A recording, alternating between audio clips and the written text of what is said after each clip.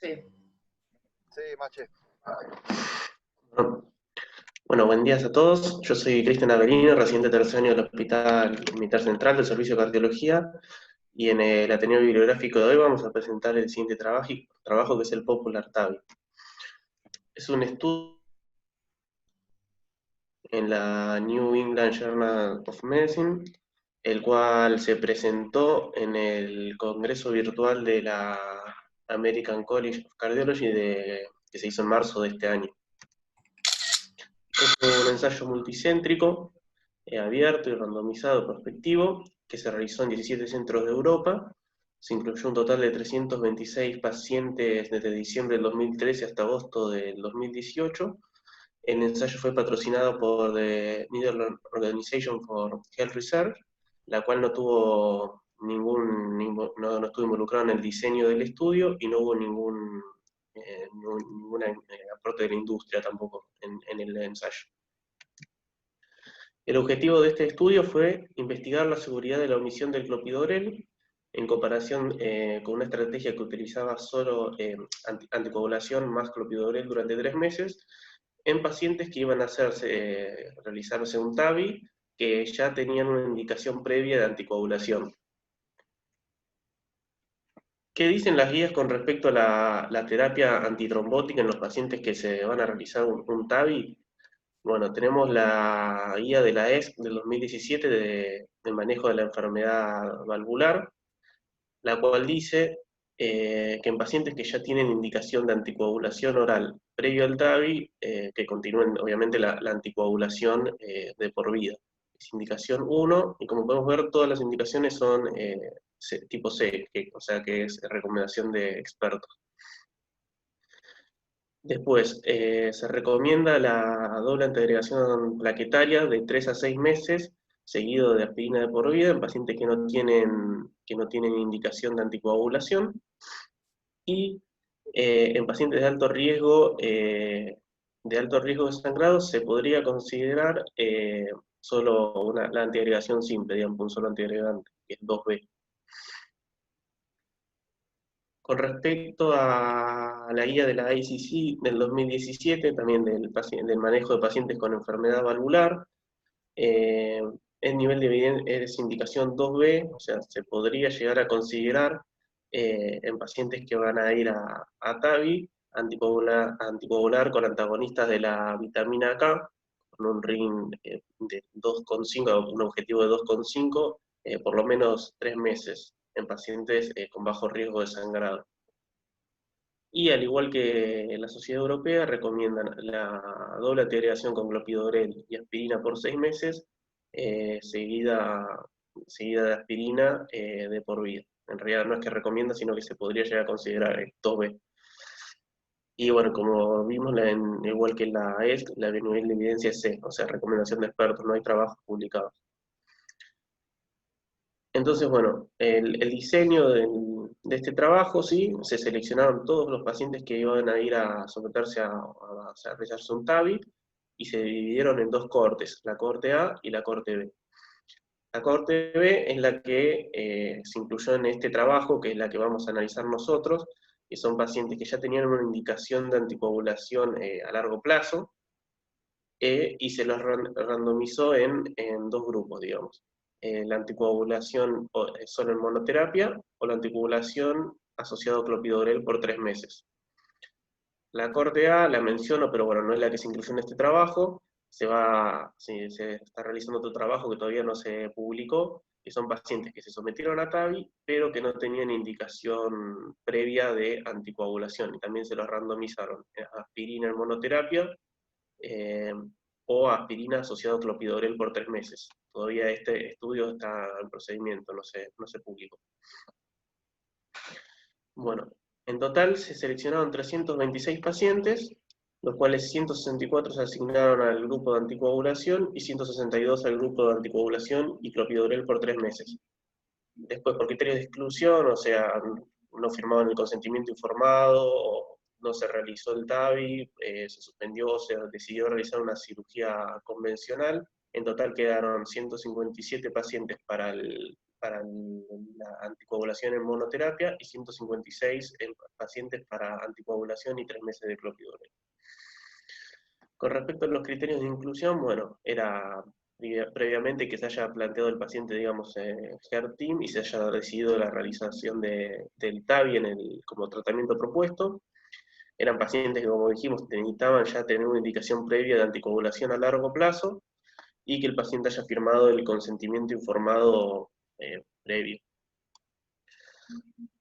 Los criterios de exclusión eran que los pacientes, digamos, se hayan colocado 3 meses previos al procedimiento un stent fármaco liberador o un mes previo un stent metálico y alergia o intolerancia o contraindicación del clopidogrel.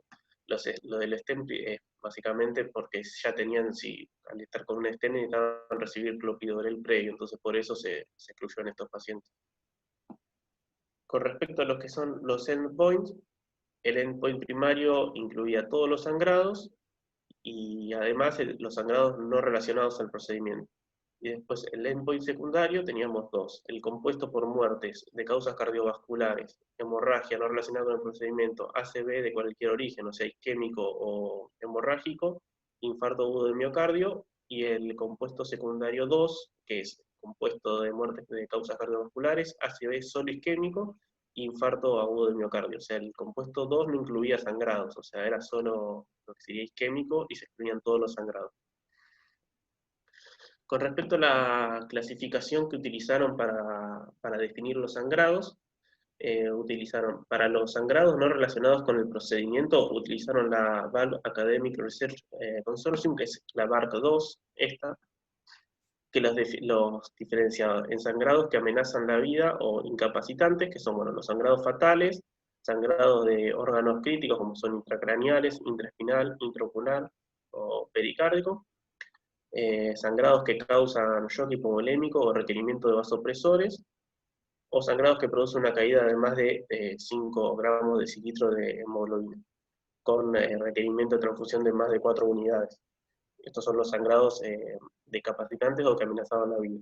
Después tenían los sangrados mayores, que eran los sangrados que producían una caída de al menos 3 gramos de cilitro de la hemoglobina y que requerían 2 o 3 unidades de transfusión de glóbulos rojos, y los sangrados que no cumplían los criterios de sangrado mayor o discapacitante, de discapacitante o que amenazaba la vida.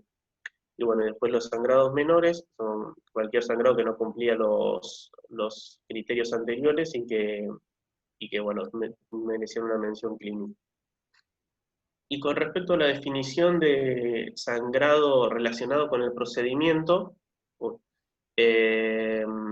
usaron la definición de la, no sé si están marcando ahí, no sé, Bleeding Academic Research Consortium, esta, que es la BARC, y usaron justamente la BARC tipo 4, para definir los sangrados relacionados al procedimiento.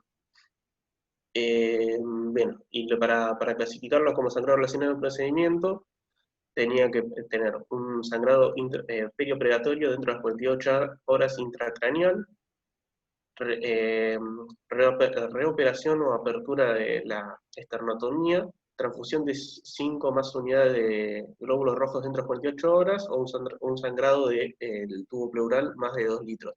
Esto es uno de los, digamos, después vamos a ver más adelante, una de las limitaciones, digamos, del estudio, porque la definición que usan la BARC 4 para definir sangrado relacionado con el procedimiento, en realidad es una definición que se usa para lo que es la cirugía de revascularización. Por eso un paciente con un TAVI no va a tener ni tubo de drenaje, ni va a tener una esternotomía.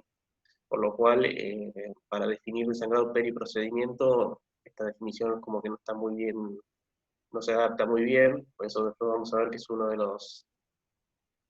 No sé cómo borrar esto que apareció acá. No sé. Bueno.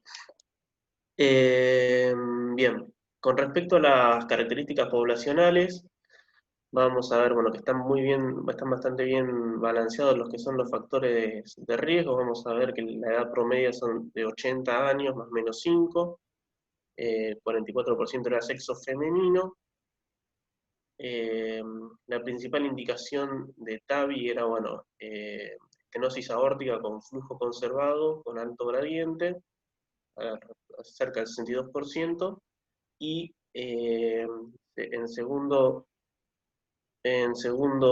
como segundo caso, después teníamos la estenosis aórtica bajo flujo, bajo gradiente como segunda indicación.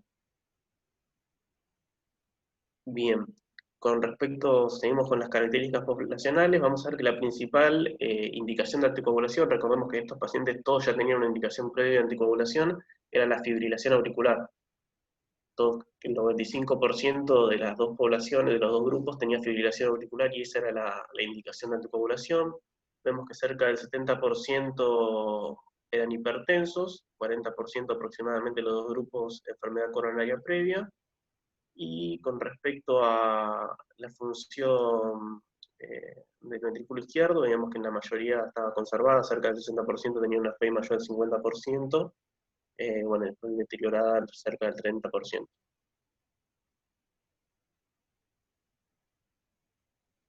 Bueno, con respecto a los resultados, vamos a ver, este es el endpoint primario, ¿sí? Acordemos que el endpoint primario eran todos los sangrados y los sangrados relacionados al procedimiento, desde el procedimiento, y el seguimiento se hizo al año. Bien, vemos que hay esta es la curva de Kaplan-Meier, ¿sí? Vemos en la línea roja representa al grupo de anticoagulación oral asociado a clopidogrel, y la línea azul representa la anticoagulación oral solo. Vemos que hay una marcada diferencia, ¿sí? En lo que es el porcentaje de pacientes que tuvieron sangrado en los dos grupos, principalmente es más marcada en lo que son los primeros 90 días, que es cuando el grupo de anticoagulación oral y clopidogrel recibía el doble esquema. Luego de los 3 meses solo quedaban con anticoagulación oral, y acá es donde mayor se vio la diferencia de eventos de sangrados. Con respecto sí, los lugares más frecuentes de sangrado, el principal sitio de sangrado fue el acceso, o sea, el sitio de acceso donde se realizó el procedimiento. Vemos que fue el 44%, o sea, 15 en el grupo de anticoagulación solo, que fue el 44%, y en la anticoagulación oral con clopidogrel fue 27%, que con respecto es el 50%. Y el segundo lugar más frecuente de sangrado fue lo que es gastrointestinal, y hubo 6 sangrados, digamos, pericárdicos en el grupo de clopidogrel asociado a anticoagulación. Con respecto al endpoint secundario, este es el endpoint secundario compuesto del 1, que es el que incluye muertes de origen cardiovascular, sangrados no relacionados con el procedimiento, ACV tanto isquémico como hemorrágico, o infarto agudo de miocardio. Vemos que la curva es muy similar a la curva del endpoint primario, ¿sí? Hay una marcada diferencia en lo que son dentro de los primeros 90 días, y después, bueno, continúan iguales. Vemos que, bien, como habíamos dicho, la roja es el grupo de anticoagulación oral y clopidogrel, y la azul solo el grupo de anticoagulación. Bien. Y con respecto al el compuesto secundario 2, que este es el compuesto que no incluía sangrados, era muerte de origen cardiovascular, ACV isquémico o infarto agudo del miocardio, y se excluían los sangrados, vemos que las curvas son más similares, o sea, no hay la marcada diferencia que se veía con respecto a los otros dos endpoints que vimos en las curvas anteriores. Sigue siendo igual, ¿sí? La anticoagulación oral es anticoagulación oral y clopidogrel la línea roja, y anticoagulación solo la línea azul. Si analizamos la tabla de resultados por subgrupos, vemos que lo que es el endpoint primario, que era todos los sangrados, hubo en total 34 en lo que es el grupo anticoagulación solo, y 54 en el grupo anticoagulación y clopidogrel, con una diferencia estadísticamente significativa, una P de 0,01. Y los sangrados no relacionados al procedimiento, también estadísticamente significativo, pero acá hay que aclarar que si vemos los sangrados no relacionados al procedimiento en el grupo de anticoagulación oral con clopidogrel son 53, y todos los sangrados fueron 54, o sea, hubo un solo sangrado relacionado al procedimiento. en toda la población, uno solo, pero bueno, esto es por la definición, como habíamos dicho, la definición está de BAR 4, para definir sangrado relacionado con el procedimiento, que no incluía casi ningún paciente, incluso los sangrados del sitio de punción no se clasificaron como sangrados relacionados con el procedimiento porque no, por la clasificación. Con respecto a lo que es el outcome secundario, el compuesto 1, vemos que en total, acordémonos que el compuesto 1 era muerte de origen cardiovascular, sangrado no relacionado con el procedimiento, ACV tanto isquémico como hemorrágico y infarto agudo del miocardio. Vemos que en total se produjo en 49 pacientes del grupo de anticoagulación sola y 71 pacientes del grupo de anticoagulación con anticoagulación y clopidogrel, ¿sí? Ellos, primero en el endpoint secundario, lo que habían planteado era primero realizar el análisis para la no inferioridad. Y en caso de que se cumpla la no inferioridad del grupo anticoagulación con clopidogrel, que para que se cumpla la no inferioridad tiene que haber un 7,5% de diferencia con respecto al grupo de anticoagulación, ahí se analizaba para la superioridad. Y bueno, lo que se vio es que en el endpoint secundario, el compuesto 1, se cumplió la no inferioridad y la superioridad, o sea, que la anticoagulación sola fue superior con respecto a lo que es clopidogrel para el compuesto secundario 1.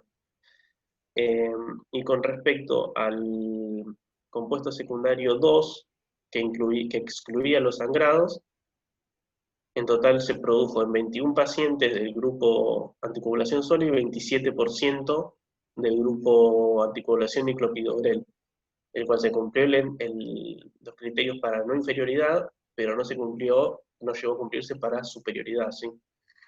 Vemos que si vamos analizando punto por punto, vamos a ver que con respecto a muertes de origen cardiovascular se produjeron 13 en 13 pacientes del grupo de anticoagulación y en 20 de grupo clopidogrel y anticoagulación.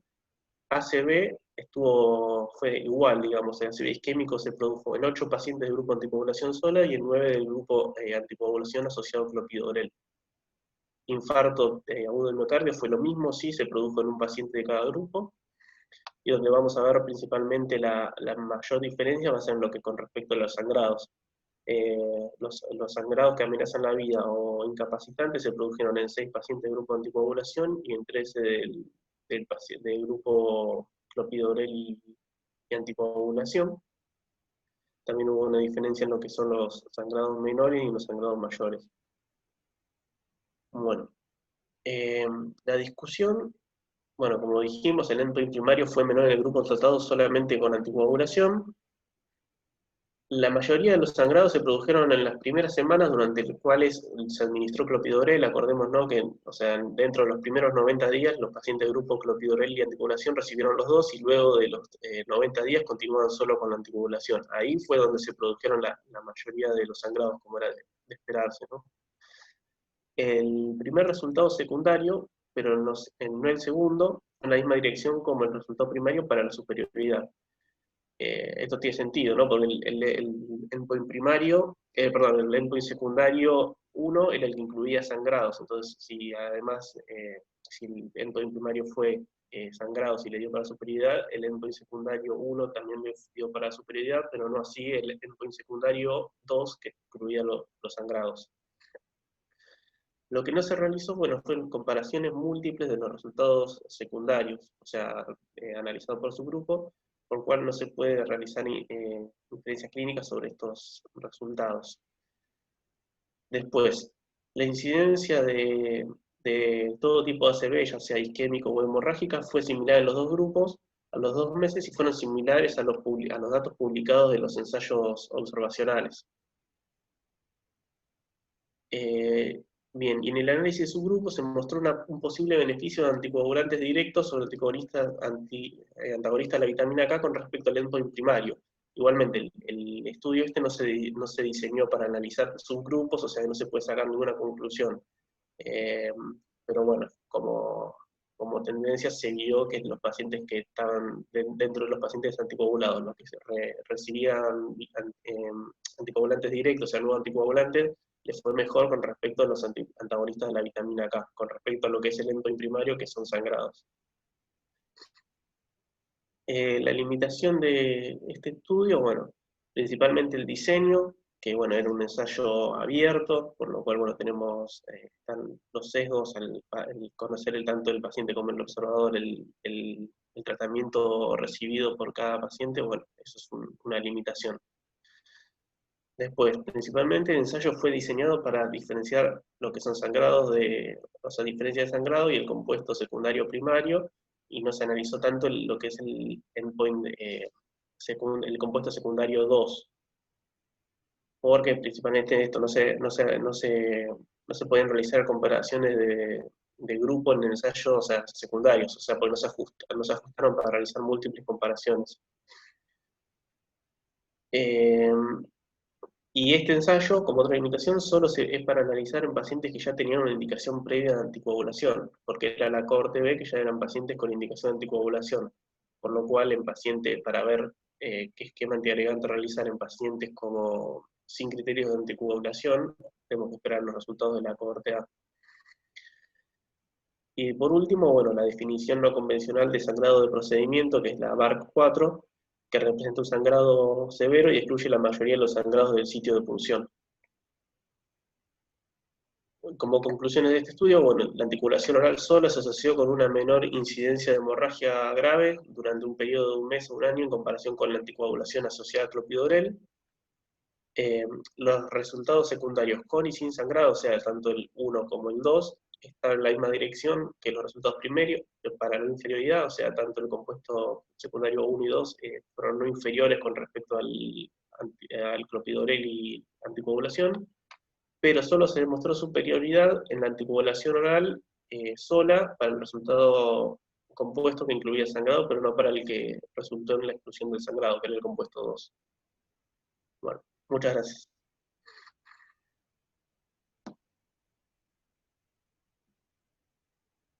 No sé si alguien quiere hacer alguna pregunta.